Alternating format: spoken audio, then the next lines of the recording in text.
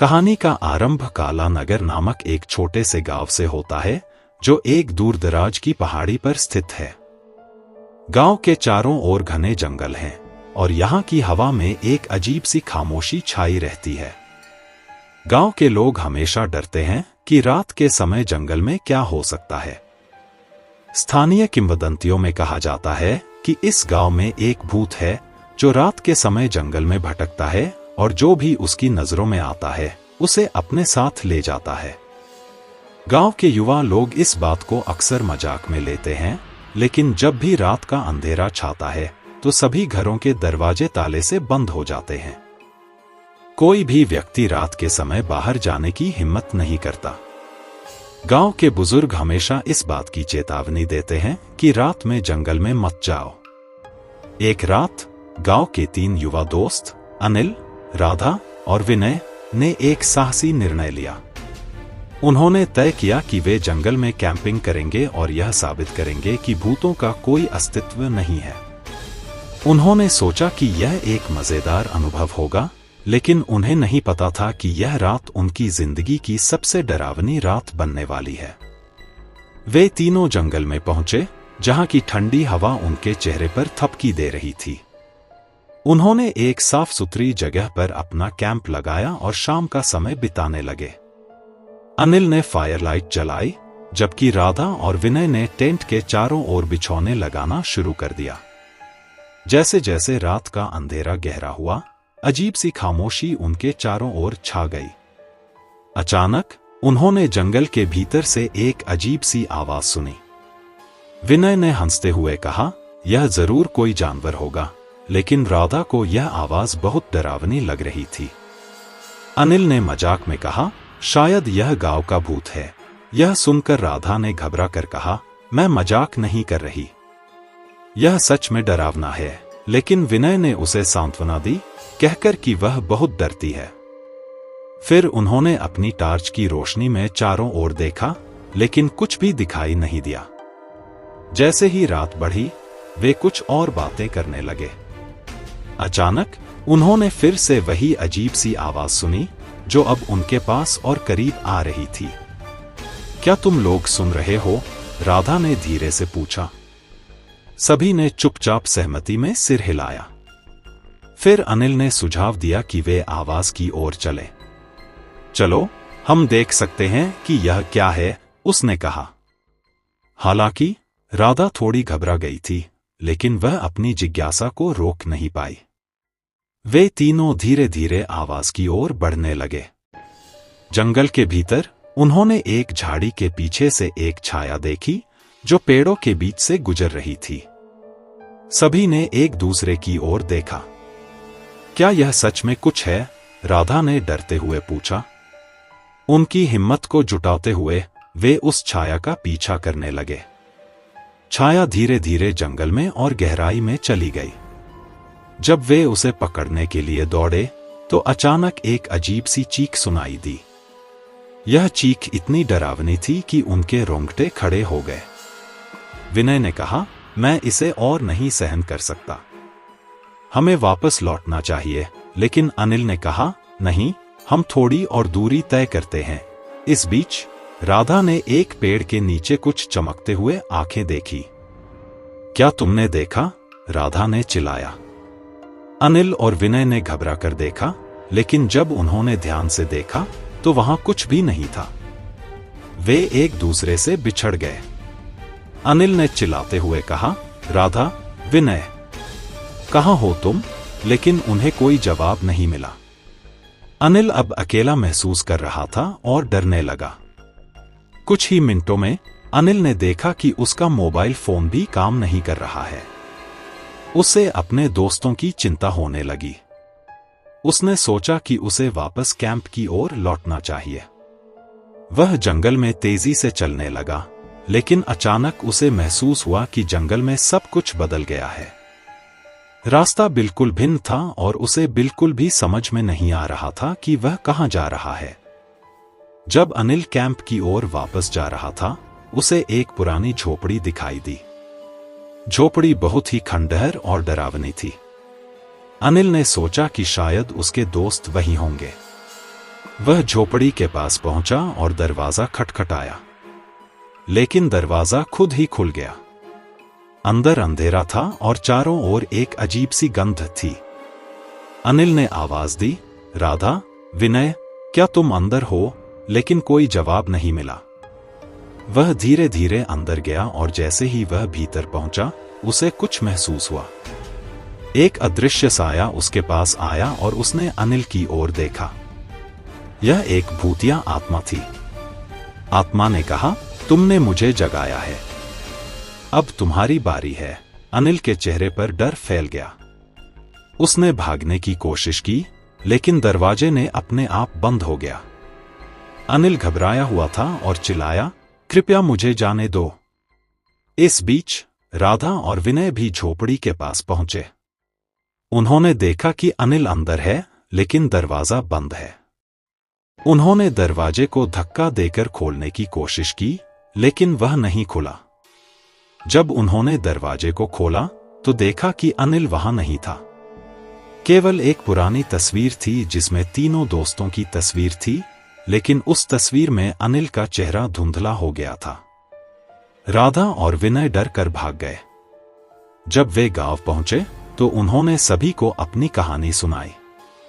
गांव वालों ने बताया कि इस झोपड़ी में कई लोग गायब हो चुके हैं और अनिल उनकी अगली शिकार बन गया। गांव के लोग भयभीत थे और यह सुनकर और भी ज्यादा डरे हुए थे कि अनिल की गुमशुदगी केवल एक और रहस्य है जो इस गांव से जुड़ा हुआ है। उन्होंने कहा कि रात में जंगल में जाने वाले लोग हमेशा गायब हो जाते हैं। कुछ दिन बीत गए, लेकिन अनिल का कुछ पता नहीं चला। राधा और विनय उस रात के बाद कभी भी जंगल में नहीं गए। एक दिन राधा ने तय किया कि वह अनिल को खोजने के लिए वापस जंगल में जाएगी। वह अकेले जाने का साहस जुटाकर उस झोपड़ी की ओर बढ़ी। जंगल के भीतर जाते हुए उसने महसूस किया कि उसे एक अदृश्य शक्ति द्वारा खींचा जा रहा है। जब वह झोपड़ी के पास पहुंची तो उसने वही डरावनी आवाज सुनी। तुम क्यों आई हो? एक आवाज गूंजी। राधा ने कहा, मैं अनिल को ढूंढने आई हूं। जैसे ही राधा ने झोपड़ी के दरवाजे को खोला, उसे वहां अनिल की आवाज सुनाई दी। राधा, मैं यहां हूं, अनिल ने कहा। राधा ने अंदर जाकर देखा तो अनिल वहां एक कोने में बैठा हुआ था। वह बहुत कमजोर और भयभीत लग रहा था। उसने कहा, मुझे यहां से बाहर निकालो। राधा ने उसे बाहरी दरवाजे की ओर खींचा, लेकिन तभी दरवाजा अपने आप बंद हो गया। उन्होंने पूरी कोशिश की, लेकिन दरवाजा नहीं खुला। अनिल ने कहा, तुम्हें यहां नहीं आना चाहिए था। अब तुम भी फंस गई हो। राधा घबरा गई। तभी उस भूतिया आत्मा ने फिर से कहा, तुम दोनों अब मेरे हैं। कोई भी यहां से नहीं जा सकता। राधा ने अनिल को पकड़कर कहा, हमें भागना होगा। लेकिन जैसे ही वह दरवाजे की ओर दौड़ी, दरवाजे ने अपने आप बंद हो गया। राधा ने जोर जोर से चिल्लाना शुरू किया, कृपया हमें छोड़ दो।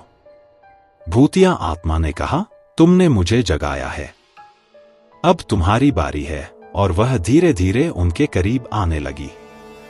राधा ने अनिल से कहा, हमें लड़ना होगा। अगर हम डर गए तो हम कभी नहीं बच पाएंगे। अनिल ने हिम्मत जुटाई और कहा, हाँ, लेकिन हमें यह जानना होगा कि यह आत्मा क्या चाहती है। उन्होंने एक दूसरे का हाथ पकड़ा और एकजुट होकर आत्मा के खिलाफ खड़े हो गए।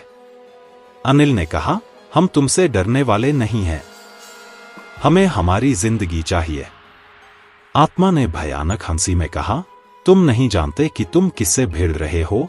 फिर उसने अपनी भयानक ताकत दिखाना शुरू किया। कमरे का तापमान अचानक गिर गया और दीवारें कांपने लगीं।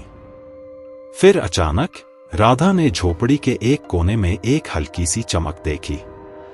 उसने अनिल से कहा, वहां देखो, कुछ है। उन्होंने देखा कि एक पुरानी किताब वहां रखी थी। राधा ने कहा, शायद यह हमें कुछ मदद कर सकती है। उन्होंने जल्दी से किताब उठाई और देखा कि इसमें भूतों से निपटने के मंत्र लिखे हुए थे। अनिल ने किताब के एक मंत्र को पढ़ना शुरू किया, जिसने अंधकार में किया प्रवेश, उसे प्रकाश की ओर वापस लाओ, जैसे ही उसने मंत्र पढ़ना शुरू किया, झोपड़ी में एक अजीब सा प्रकाश फैल गया। आत्मा ने चिल्लाते हुए कहा, नहीं, तुम मुझे नहीं रोक सकते। लेकिन अनिल और राधा ने मंत्र का उच्चारण जारी रखा। प्रकाश और भी तेज होता गया और आत्मा का रूप धुंधला पड़ने लगा। राधा ने कहा, हमें इसे और तेजी से करना होगा। उन्होंने एक साथ मंत्र का उच्चारण करना शुरू किया। अचानक झोपड़ी के चारों ओर एक चक्री भंवर बन गया और आत्मा ने चीखते हुए कहा, मैं कभी नहीं जाऊंगी। जैसे जैसे मंत्र की आवाज बढ़ती गई, आत्मा का रूप और भी कमजोर होने लगा। अंततः एक जोरदार धमाके के साथ आत्मा ने एक अंतिम चीख मारी और गायब हो गई। अनिल और राधा ने एक दूसरे की ओर देखा। क्या हम बच गए? अनिल ने कहा। उन्होंने धीरे धीरे दरवाजे की ओर बढ़ा और देखा कि दरवाजा अब खुला था। वे दोनों बाहर निकल आए और राहत की सांस ली। जंगल की रात अब शांत थी। उन्होंने देखा कि आसपास का सब कुछ सामान्य था। लेकिन जैसे ही वे गांव की ओर चलने लगे, राधा ने कहा, क्या हमें विनय को भी बचाना चाहिए? अनिल ने कहा, हमें पहले गांव वापस जाना चाहिए और मदद लानी चाहिए। गांव में लौटकर उन्होंने सभी को अपनी कहानी सुनाई। गांव वाले डर गए और उन्होंने तुरंत मदद करने का निर्णय लिया। गांव के बुजुर्ग ने कहा, हमें उस झोपड़ी में जाना होगा और विनय को ढूंढना होगा। गांव के कई लोग एकजुट होकर झोपड़ी की ओर बढ़े। सभी के मन में डर था, लेकिन उन्होंने अपनी ताकत को जुटाया और आगे बढ़े। जब वे झोपड़ी के पास पहुंचे, तो वहां का माहौल अजीब था। अंदर जाने पर उन्होंने देखा कि विनय एक कोने में पड़ा हुआ था। वह बहुत कमजोर लग रहा था। गांव वालों ने उसे उठाया और बाहर ले आए। विनय ने कहा, मैं यहां एक अंधेरे में था। मुझे लगता था कि मैं कभी नहीं निकलूंगा।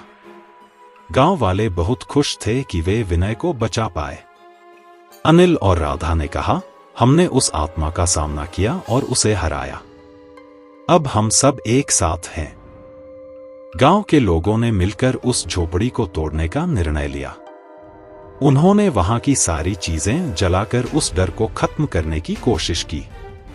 काला नगर के लोग अब उस रात के बाद और भी सावधान हो गए।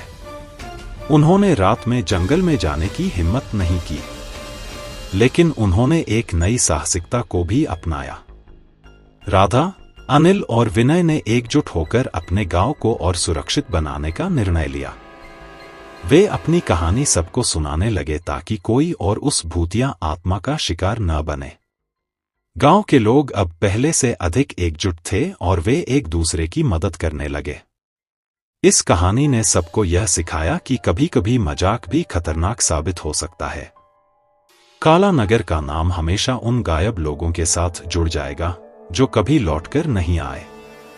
लेकिन राधा, अनिल और विनय ने मिलकर अपनी एकता और साहस से उस खतरनाक आत्मा को हराया और गांव को एक नई पहचान दी।